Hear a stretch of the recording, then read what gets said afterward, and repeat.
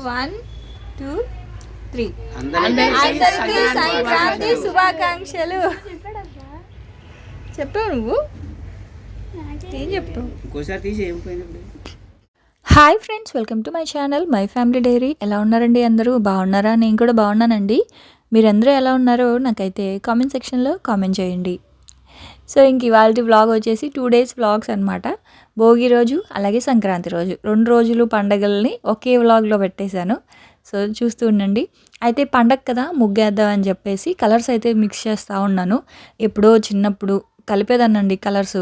మా అమ్మ ముగ్గేస్తే ఆ ముగ్గులో కలర్స్ వేయడానికి ఇలాగ ఇసుక తెచ్చి ఆ ఇసుకని బాగా జల్లించి సాఫ్ట్గా ఉన్న ఇసుక తీసుకొని ఇలా కలర్స్లో మిక్స్ చేస్తే ఏంటంటే మనకి అవి వేసేటప్పుడు బాగా పడుతుంది అనమాట.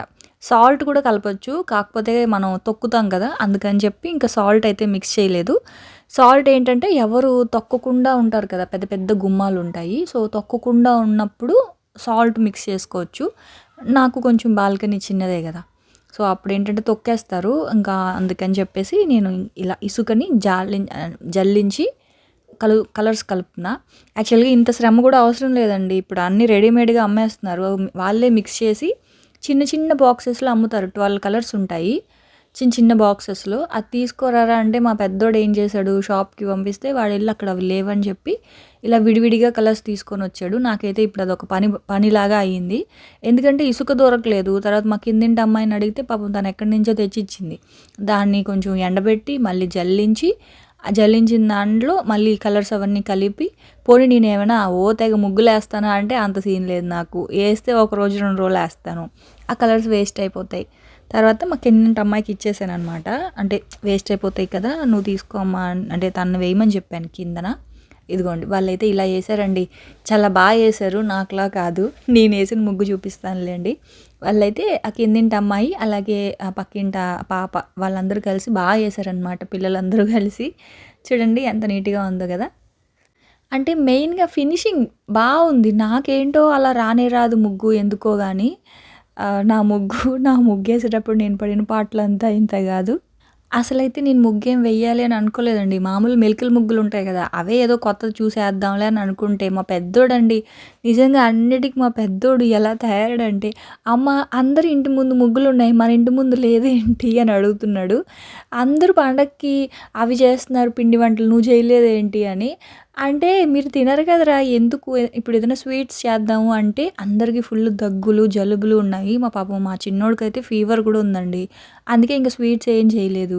ముగ్గు ఏదైనా వేద్దామంటే నాకు ఆ ముగ్గులు రావు. అది కాకుండా బాల్కనీలో వేస్తే ఏంటంటే తొక్కేస్తారని అదొక భయము. ఇంకోటి మెయిన్ నాకు రావు, అదే మెయిన్ రీజను. వేసినా అందగిచ్చదు, అందుకే నేను పెద్దగా వేయను. కానీ వాడు ఏంటంటే వెయ్యమ్మా అని చెప్పి పాపం వాడే వెళ్ళి కలర్స్ కూడా తీసుకొచ్చాడు మొత్తానికి. సరే వాడిని బాధ పెట్టకూడదు అని చెప్పి ఇలా చిన్న ముగ్గు అయితే వేసాను. అది ఏం ముగ్గు అక్క అని మాత్రం మీరు అడగొద్దండి. అదేదో షేప్లో వేస్తే అదేదో షేప్లో వచ్చింది. చుట్టూరు పువ్వులు మధ్యలో కుండలాగా వేద్దాం అనుకున్నానండి. మొత్తానికి కలర్స్ వేసేసరికి అది పువ్వు షేప్ మాత్రం అసలు షేప్ అవుట్ అయిపోయింది. ఆ మధ్యలో కుండ ఒక 10 సార్లు తుడిచానమాట క్లాత్ పెట్టి. తర్వాత ఇంక మా ఆయన సలహా ఇస్తున్నారు, ఇలా వెయ్యి ఇలా వస్తుంది అని చెప్తే ఇంక అట్లా వేస్తూ ఉన్నా అనమాట. ఎందుకోనండి అంటే అలవాటు లేకపోవడం వల్లనో ఏమో, పెళ్ళిగాక ముందు అస్సలు ముగ్గుల మీద అస్సలు ఇంతంటే ఇంత కూడా అవగాహన లేదు. ఎందుకంటే మా పిన్ని వాళ్ళు కావచ్చు, మెయిన్గా మా అమ్మ ముగ్గులు చాలా బాగా వేస్తుంది మా ఇంటి ముందు. మా అమ్మ ముగ్గులు వేయడం వల్ల ఏంటంటే కలర్స్ మహా అయితే కలర్స్ వేసేవాళ్ళని తప్ప ముగ్గు మీద అంత ఫోకస్ ఉండేది కాదు. మా అమ్మ వేసేసేది ముగ్గు. సో దానివల్ల నాకు అస్సలు ముగ్గులు రావు. వంట ఏంటంటే ఒక ఏజ్ వచ్చిన తర్వాత వంట సెక్షన్ నాకు ఇచ్చేసింది మా అమ్మ, నీకు నచ్చింది నువ్వు చేసుకో అని. దానివల్ల వంటల్లో కొంచెం ప్రయోగాలు అవి ఇవి చేసి అది కొంచెం హిట్ అయినా ఫ్లాప్ అయినా అలా నేర్చుకున్నాను. కానీ ముగ్గుల విషయానికి ఏంటంటే అసలు నాకు అసలు రావు అనమాట. సో మొత్తానికి ఇదిగోండి నా అవస్థలు చూస్తూ ఉన్నారు కదా. చుట్టూ చెరుగళ్ళు అయితే వేసానండి, మధ్యలో పూలు వేసానండి, ఇంకొంచెం కొండ ఒకటి పెట్టాను మధ్యలో. ఇప్పుడు వేస్తానికైతే షేప్ కనిపిస్తుంది, తీరా కలర్స్ వేసిన తర్వాత అదేదో అయిపోయింది.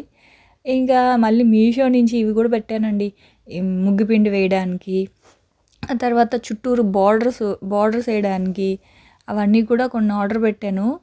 అయినా సరే అంత అందగించలేదులేండి. కింద వాళ్ళు చాలా బాగా వేశారు కదా, ఎంచక్కా వాళ్ళనే పిలిపించి కొంచెం మేడ మీద కూడా వేయించి ఉండాల్సింది.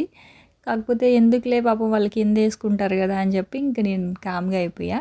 చూడండి మొత్తానికి చుట్టూ అటు ఇటు బార్డర్స్ కోసం అని చెప్పి అవి తెప్పించా. అది కూడా బిస్కెట్ అయింది, బాగా రాలేదు. మొత్తానికి అలా అయితే ముగ్గేసానండి. ఫైనల్గా మా పెద్దోడిని సాటిస్ఫై చేశాను, ఇదిగోరా నేను ముగ్గేసాను అని చెప్పి. ఆ తర్వాత ఏంటంటే ఇంకా భోగి అంటే ఖచ్చితంగా నలుగు పెట్టుకొని స్నానం చేస్తాం కదా. సో అందుకని చెప్పి నలుగు పిండి, శనగపిండి, పసుపు, కొంచెం బియ్యం పిండి ఒక స్పూను కలిపేసి ఇది నైట్ కలిపేస్తే ఉదయాన్నే పెట్టుకుంటారు. ఉదయానికి కాస్త గట్టిగా అవుతుంది, అప్పుడు ఉదయానికి పెట్టుకుంటారనమాట అందరూ. అయితే కొంచెమే కలిపాను, నేను పెద్దగా పెట్టుకోను.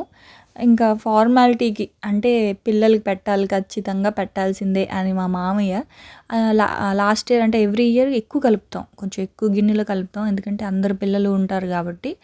ఇప్పుడు ఏంటంటే విష్ణు పెట్టుకోలేదు, ఇంకా మా వారికి లక్కీకే కాబట్టి కొంచెమే కలిపాను అనమాట. అయితే మా మామయ్య 3:30 నుంచి స్టార్ట్ చేశారండి లెగమని చెప్పి. మేము 4:30కి లేచాము.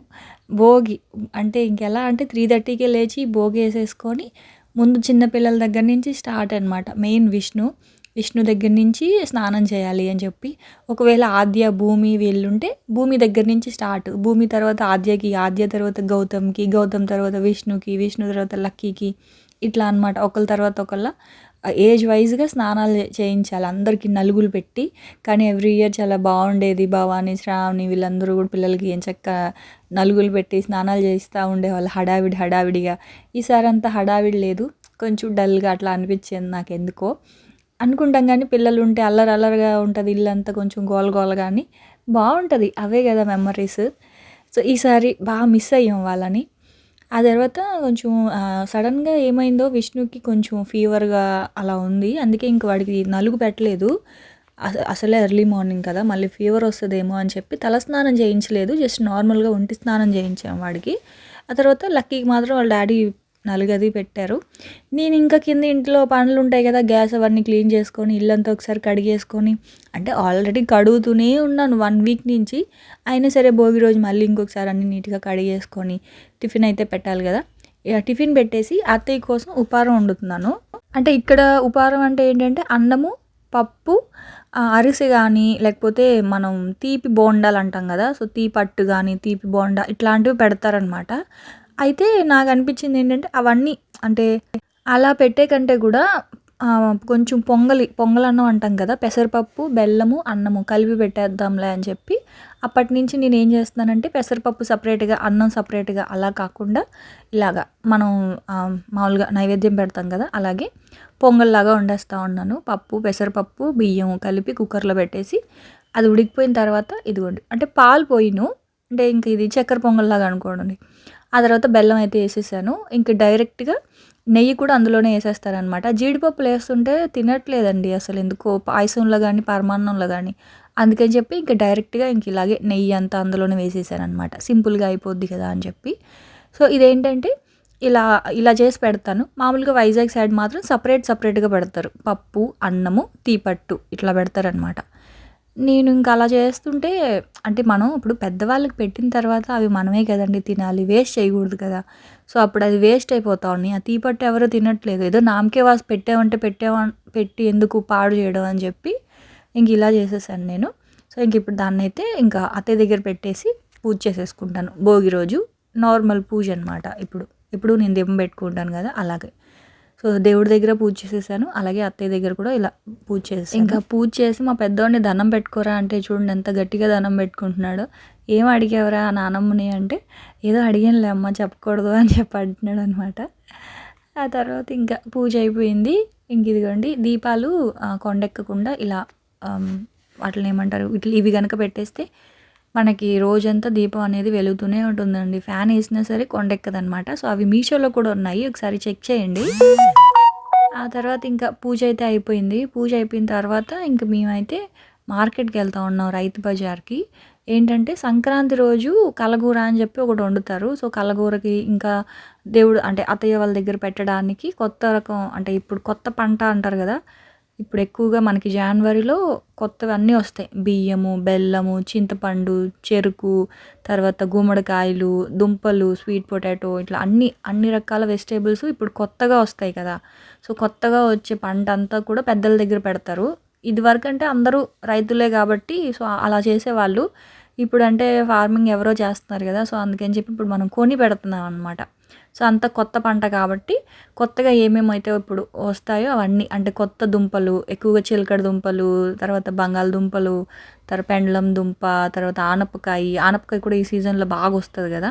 ఇంకా ఉల్లికాడలు కూడా ఈ సీజన్‌లోనే వస్తాయి. ఆ తర్వాత ఇంకా అన్నీ అండి. పెద్ద చిక్కుడుగాయలు, తర్వాత అరటికాయలు, తర్వాత ఇట్లా అన్నీ ఈ సీజన్‌లో వచ్చే వెజిటబుల్స్ అన్నిటిని కూడా పెద్దల దగ్గర పెడతారు. సో అందుకని చెప్పేసి ఇంకా అన్ని వెజిటబుల్స్ అయితే తీసుకొనొచ్చాము. సో ఇవన్నీ ఏంటంటే అన్నీ ఎక్కడివక్కడ సర్దేస్తాను. కొన్ని మాత్రం పళ్ళెంలో పెట్టి ఉంచేస్తాననమాట. యాక్చువల్‌గా ఏంటంటే మామయ్యోళ్ళు ఇదివరకు ఎలా చేసేవాళ్ళంటే 3 ఆకులేస్తాం కదా! సో 3 ఆకుల్లో 3 కుప్పల్లాగా పెట్టేవాళ్ళనమాట. సో ఏంటంటే అప్పుడు ప్లేస్ సరిపోవట్లేదని చెప్పి నేనేం చేశానంటే పూజ దగ్గర పెట్టాల్సినవన్నీ కూడా ఒక పళ్ళెంలో పెట్టేస్తాను. ఒక పళ్ళెంలో పెట్టేసి ఆ పళ్ళెం అంతా తీసుకెళ్ళి పెట్టేస్తాను పూజలో. ఇంకా ఆకుల్లో పెట్టకుండా.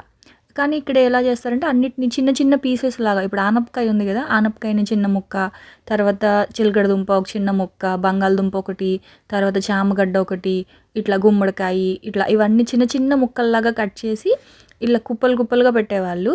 కానీ నేను ఇంకా అలా చేస్తుంటే ఏంటంటే పాడైపోతున్నాయి. అందుకని చెప్పి అలా చేయకుండా పళ్ళెంలోనే అన్నీ పెట్టేసి ఆ పళ్ళెం అలా పెట్టేస్తాను. చూసారు కదా! అన్ని వెజిటేబుల్స్ అయితే బాక్సుల్లో సర్దేశాను.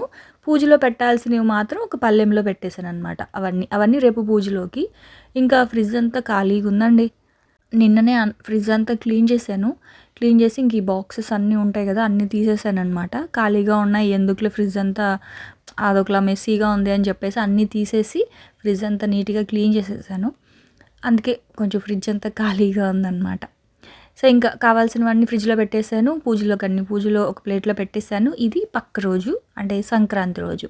సో సంక్రాంతి రోజు మళ్ళీ నేను అంటే భోగి రోజు ఇంక అక్కడితో ఎందుకు ఆపేసామంటే ఇంక అక్కడి నుంచి ఎందుకో కొంచెం రిలాక్స్ అయిపోయాను. వ్లాగ్ అయితే ఏం తీయలేదు. సో ఇది సంక్రాంతి రోజు. అయితే ఇంక ఇవాళ నేను ఏమేమి వండుతున్నానో చూపిస్తాను. ఫస్ట్ అయితే పాయసం చేద్దామని చెప్పేసి పాలు స్టవ్ మీద పెట్టేశాను. పులిహోర అలాగే రైస్ కాబట్టి రెండిటికి కలిపి రైస్ స్టవ్ మీద పెట్టేసా. ఇంకా పెసరపప్పు పప్పు అయితే స్టవ్ మీద పెట్టా. తీపప్పు పెడతాం కదా పెసరపప్పు ఉడకబెట్టింది. సో అందుకోసం పప్పు అయితే స్టవ్ మీద పెట్టేసి ఇదిగోండి కలగూర. తెచ్చిన వెజిటేబుల్స్ ఉన్నాయి కదా! సో అవన్నీ ఏవేవైతే పళ్ళెంలో పెట్టానో అన్ని రకాల వెజిటేబుల్స్ ఇలాగా కలిపి కలగూరలాగా వండాలన్నమాట. మామూలుగా అయితే సాంబార్ చేస్తారు కదా! సో ఇక్కడ పప్పు సపరేట్‌గా పెట్టి ఇది సపరేట్‌గా పెడతారు కలగూరలాగా అనమాట. సో అన్నీ ఇంకా బెండకాయ కాదు వంకాయ, చిక్కుడుకాయ, మెయిన్ గుమ్మడికాయ, తర్వాత ఆనపకాయ, తర్వాత పెండలం దుంప, తర్వాత స్వీట్ పొటాటో, తర్వాత చామగడ్డ, ఆ తర్వాత అరటికాయ ఇంక అన్నీ అండి. కొంచెం వేసినా సరే ఎక్కువ వచ్చేస్తుంది. అయితే అందులోనే పసుపు, ఉప్పు, కారము, ఆ తర్వాత చింతపండు, ఉడకడానికి సరిపడా వాటరు, ఇంకా ఆయిల్. అంటే దీనికి పోపు అయితే పోపు పెట్టకూడదంట. మనం ఆవాలు, జీలకర్ర అవన్నీ పోపు పెట్టుకుంటాం కదా! అవి పెట్టరంట మరి ఎందుకో నాకు తెలీదు.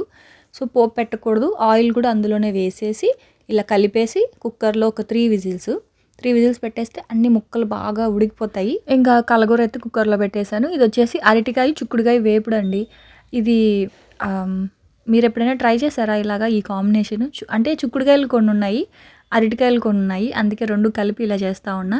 ఎప్పుడు బంగాళదుంప వేస్తానండి. బంగాళదుంప, చిక్కుడుకాయ ఫ్రై బాగుంటుంది.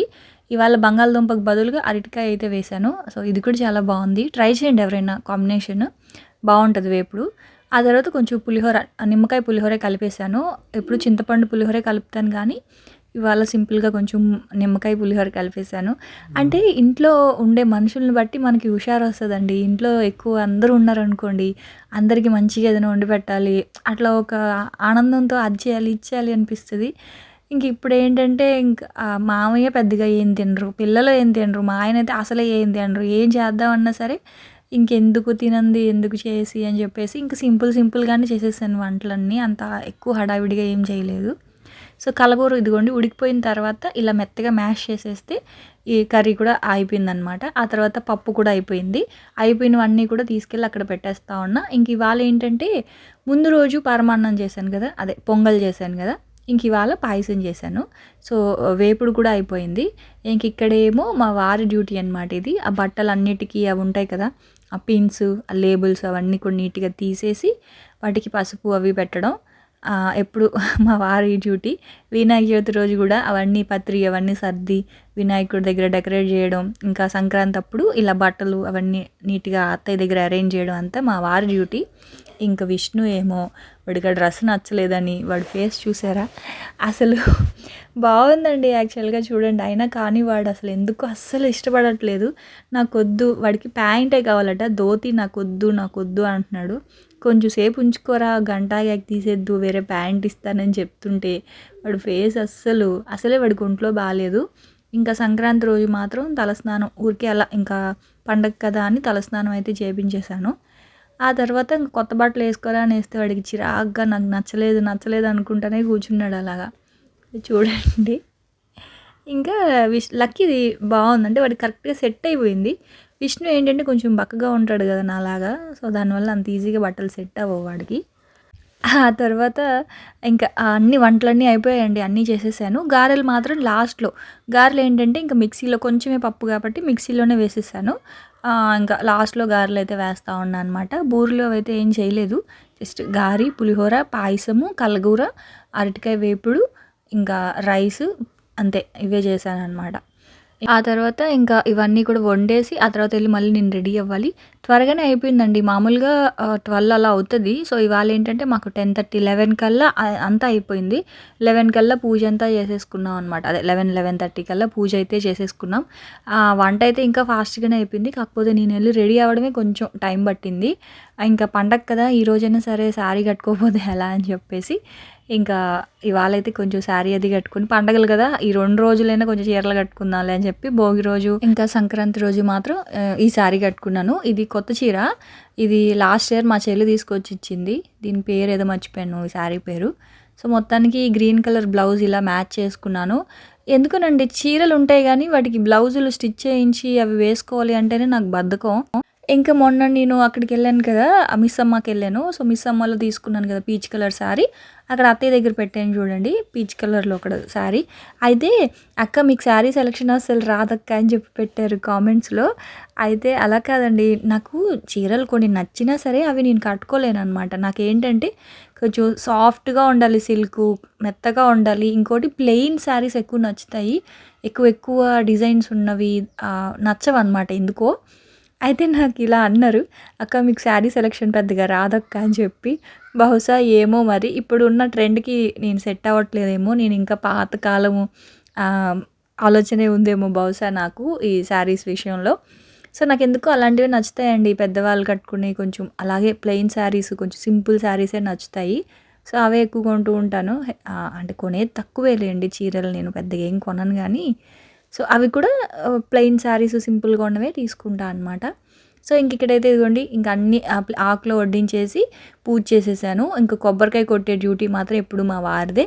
ఆ తర్వాత ఇంక ఇక్కడైతే నేను హారతి ఇచ్చేస్తే వెనకాల మా పెద్దోడు చూసాడా, ఫోన్ పట్టుకొని ఏం చేస్తూ ఉన్నాడు అనుకుంటున్నారు కదా, వాళ్ళ బాబాయ్కి వాళ్ళ అత్తకి వీడియో కాల్ చేసి చూపిస్తూ ఉన్నారనమాట. అంటే ఇంక వాళ్ళు రాలేదు కదా, సో అందుకని చెప్పేసి ఇంకా వీడియో కాల్ చేసి చూపిస్తూ ఉన్నాడు వాడైతే. ఇంక ఇంతేనండి, మా పూజ అయితే ఇలా అయ్యింది సింపుల్గా. మీరు మీ పూజ ఎలా చేసుకున్నారు అనేది నాకైతే కామెంట్ సెక్షన్లో కామెంట్ చేయండి. నేనైతే నేను రేపటి వ్లాగ్లో మళ్ళీ వచ్చేస్తాను. సో రెసిపీస్ ఏం పెద్దగా మీకు చూపించలేకపోయాను, ఎందుకంటే పండగ కదా. సో ఇప్పుడు మనం చేసుకునే రెగ్యులర్ రెసిపీసే ఉంటాయి, స్పెషల్ రెసిపీస్ అయితే మనం ఇంకేం చేయలేము. సో కాబట్టి అందుకే ఇంకేం పెద్దగా రెసిపీస్ అయితే ఏం పోస్ట్ చేయలేకపోయాను. రేపటి వ్లాగ్లో ట్రై చేస్తాను కొత్తగా ఏదైనా రెసిపీ పోస్ట్ చేయడానికి. సో అదనమాట ఇంక ఇవాళ వ్లాగ్ అయితే. సో చూసారు కదండి, మా సంక్రాంతి అలాగే భోగి ఇలా అయ్యింది. సో మీరు ఎలా చేసుకున్నారు అనేది మాత్రం నాకు కామెంట్ సెక్షన్లో కామెంట్ చేయడం మర్చిపోకండి. రేపటి వ్లాగ్లో మళ్ళీ వచ్చేస్తాను, అప్పటి వరకు ఉంటాను. Bye friends, bye. నిజంగా చాలా బాగుంది అన్న నీ డ్రెస్, అమ్మ చెప్తే నువ్వు నమ్ముతావు కదా. సరే విషెస్ చెప్దాం. హాయ్ ఫ్రెండ్స్, మీ అందరికీ సంక్రాంతి శుభాకాంక్షలు. చెప్పండి, అందరికీ సంక్రాంతి శుభాకాంక్షలు. 1, 2, 3. అందరికీ సంక్రాంతి శుభాకాంక్షలు. చెప్పావు నువ్వు, ఏం చెప్పు.